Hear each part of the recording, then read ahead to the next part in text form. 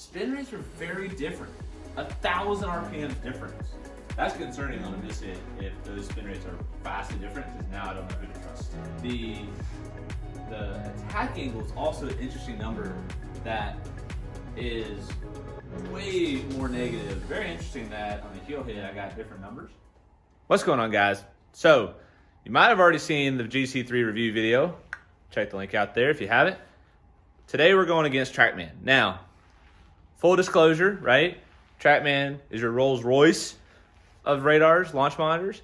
And then you have GC3, which is a great mid-level radar, right? So it's kind of like a Ferrari versus a Civic right now. So we're going to keep that in mind. We're not going to go totally against the GC3 with some of the things that it can't measure or won't measure because it's not at the higher echelon of that Foresight sports lines. So GC3, though, is a great mid-level radar that if you're looking for good data, want reliable numbers, and you're a baller, I'd probably be leaning more towards this and ponying up the bucks, get a loan, and don't tell the missus about it.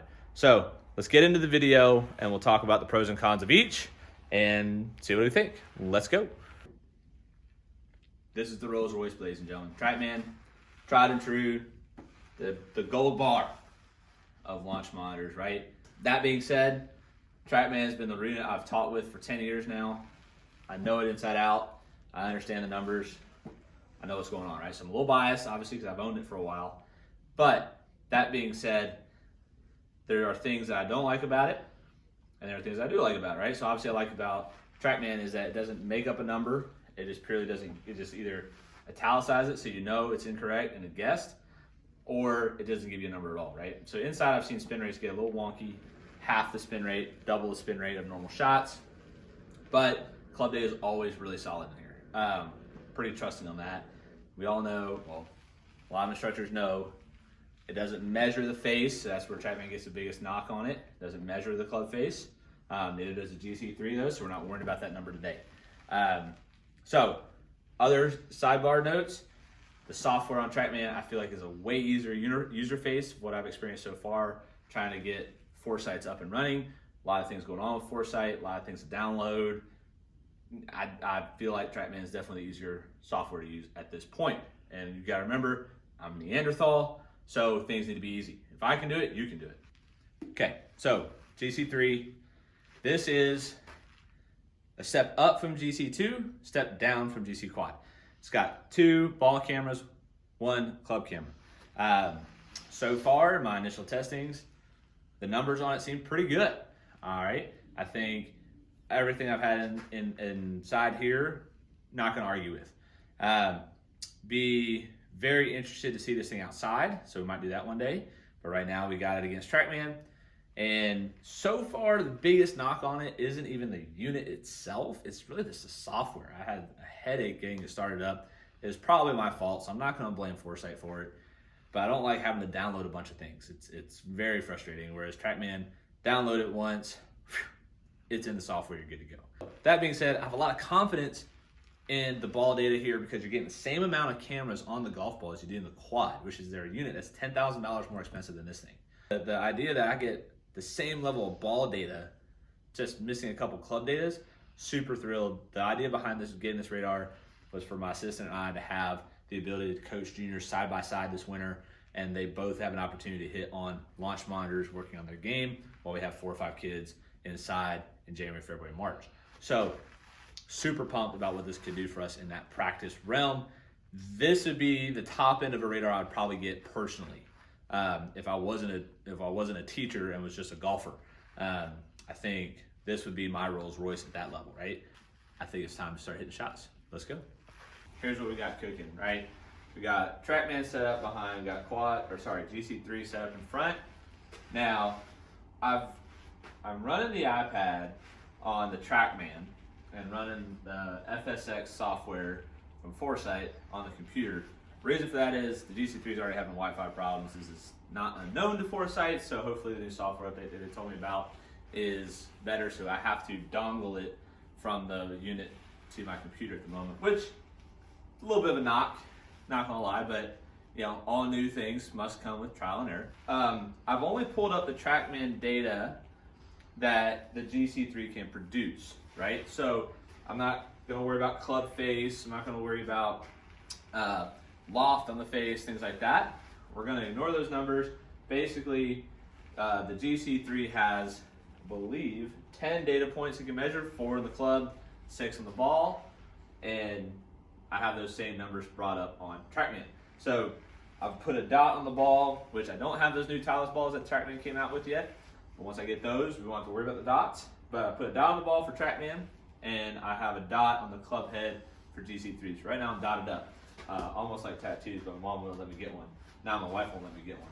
So let's hit a shot and see what kind of data we're getting.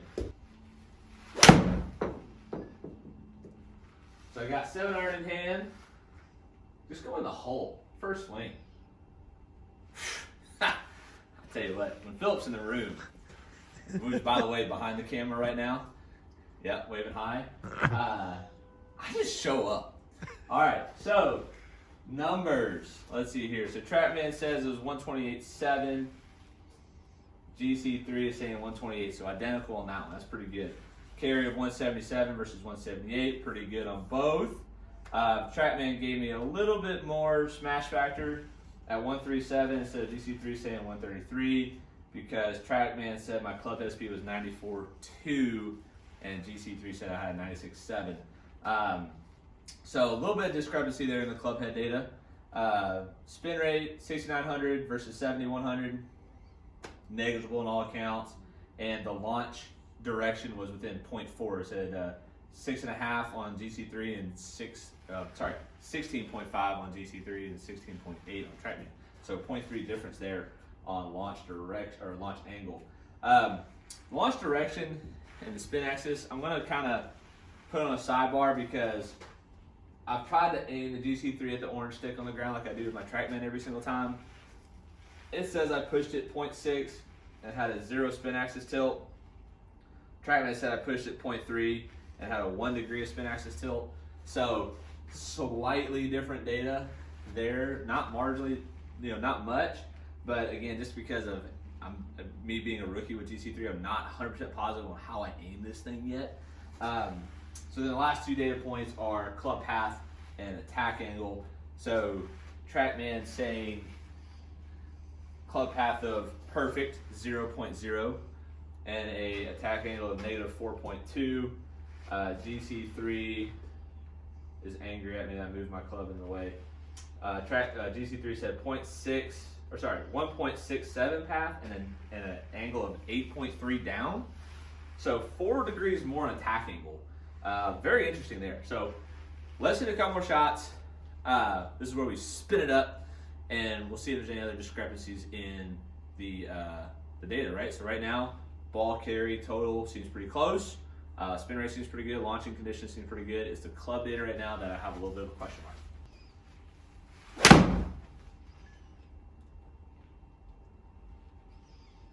Somehow my golf club got changed to a hybrid. And somehow you almost hold it again. All right, so we just coincidentally, I just hit my next shot before we had a goof up, right? TrackMan is notorious inside for spin rate problems, hence the golf ball they're producing. And I mentioned this in the GC3 video review. So right there, TrackMan said I had 2,500 RPMs of spin, which TrackMan either doubles or halves it, right? So probably closer to 5,000 RPMs according to them, but GC3 in here just told me 6,600. And I believe that number a lot more than 5,000 if I double the spin rate in that scenario. So it said it carried to 177, totally believable, right? So this is where I kind of give GC3 the nod a little bit, is that it does a pretty good job of measuring those numbers inside, where TrackMan seems to always kind of have issues there. Not the end of the world. I mean, if you look down, I hit my 7-iron with 2,500 RPMs like a driver, that's probably not a good ball to go off of, right? So it's probably how Philip lost the last match, so go see that video. He may or may not hit a gap wedge like 160 yards. So, all right. Back to hitting a couple more and see what we get. And then we'll hit driver 2 as well.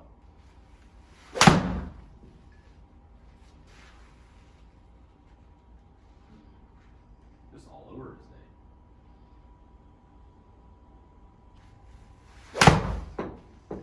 Little tug hook. That'll be interesting to see. Okay, so before we get to driver, we're gonna recap 7-iron. So we hit about 4 or 5 shots. I can't remember now. 4. I don't miss a mistake. Can't count. It's okay.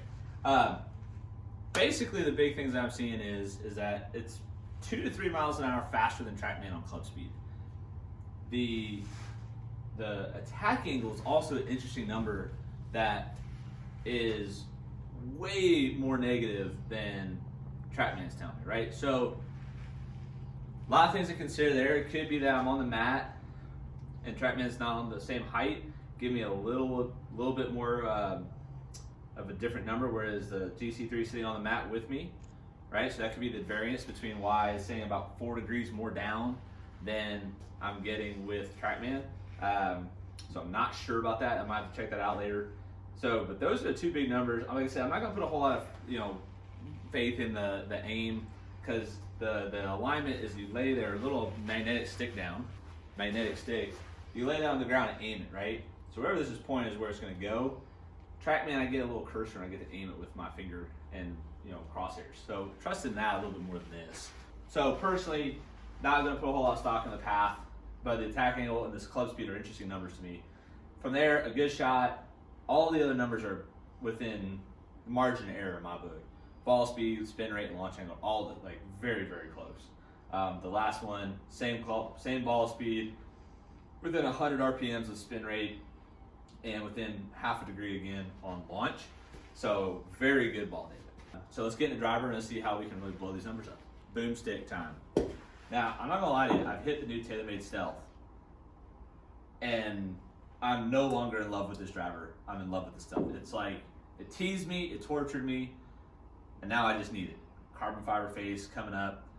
Don't worry, I'll talk about it as soon as I get it in my hands. Hopefully sometime in January is when I'm supposed to receive mine. So we'll go from there. But for now, Sim 2 will work. I guess I'll just hit bombs with my Sim 2. Hold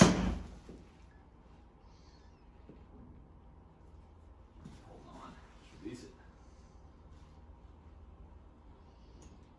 It missed the first ball on getting club data. We just got club data with the driver. Ironically, the club speed with the driver is the exact same. TrackMan at 114.8 and GC3 at 115. So I don't know what happened between getting 3 extra miles an hour with my 7-iron and the exact same with the driver.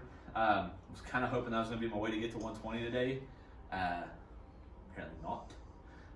So anyways, rest of the numbers, spin rate, 3,200 on TrackMan, basically 3,200, 3,175 on GC3.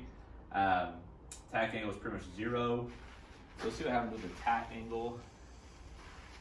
It says 0.4 on GC3 and 1 up on TrackMan. Launched at 10 degrees, TrackMan says 11. So pretty good. So let's see if I can not hit a high right shot 2 times in a row.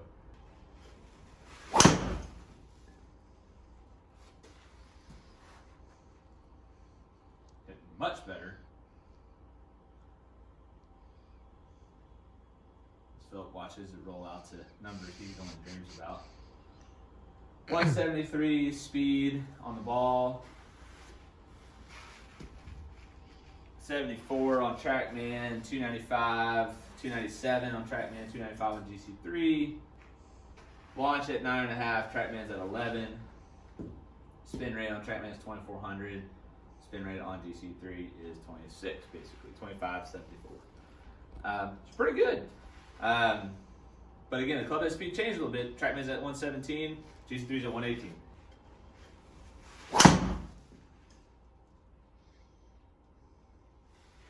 Heel cutter. So here's an interesting one. I heeled that shot, and TrackMan said I only hit 280, GC3 said 286 because TrackMan gave me a spin rate of 2,600. This one gave me a spin rate of 2,100. So very interesting that on the heel hit I got different numbers. Kind of curious what happens if I try to hit it off the toe. Oh, that was toey. I felt the whole golf. I jokingly said I can't hit it off the toe. That was literally the hardest effort I ever made at hitting on the toe, and the club literally, I think, spun around backwards like that in my hand. So you see the big sweeping hook. Interesting on the numbers. So similar ball speeds, spin rates are very different. With the toe strike on TrackMan, it gave me the 2,400 RPM spin rate. On the GC3 though, 1,400, 1,000 RPMs difference. That's big. Gonna have to try that again and see if there's a big difference, because that's concerning on a miss hit if those spin rates are vastly different, because now I don't know who to trust. Oh, that was towed all right. What we got? 4,200 RPMs. Whew. 39. So that might have been a TrackMan misread on the one prior. The only being the last two, try to miss hit it on the face swings I made. They were within a couple hundred RPMs of each other, much more reliable than the 1,000 number we just saw 3 swings ago. So I like it. Let's bundle this baby up. All right, gang. GC3, TrackMan Dizzle. What do we like, right? So overall, hats off to the Foresight GC3. Pretty darn good product. Trusting it through and through on the ball stuff, right? I think it's got a lot of great data. Like I said, if you're waffling on what to get and you're a good player wanting legit numbers, this is your unit, right? It's not going to necessarily break the bank, but you might have to wait to buy a new car for a couple years, right? Obviously, TrackMan is your Rolls Royce. That's going to get you all the things you want to see. We'll be curious to see the difference outside, given this bad boy run outdoors where he's the strongest. Like I said, it still measures at a high rate of frames per second for 10 feet. It just kills me on spin rate sometimes. So that one we had was 1,000 RPMs different is a great example. Or the 7-iron with 2,500 RPMs to spin, right? So still got to hand it to it on the club speed, right? Big difference in the 7-irons, about 3 miles an hour difference. It's faster here. And again, pushing 100 miles an hour for a 7-iron is pretty fast for me from what I've seen over my career. 94, 95 is usually where I'm at, and that's about what this was saying. So for it to say I'm at 100, well, not 100, 97, that's pretty quick. I've never seen that number unless I'm trying to act like an animal. So what I would tell you guys is, like, this might be one I would say probably wouldn't teach with, but I could definitely trust it if I had to be inside for numbers and practice. This is still my go-to teaching radar. This would be the one I put in the house. With that, I hope you enjoyed the content. Hope you enjoyed what I thought of the 2 different radars. I love them both. I'd use them both. This would be my teacher still. This would be my practice pal. Until next time, guys, thank you for watching. We'll see you soon.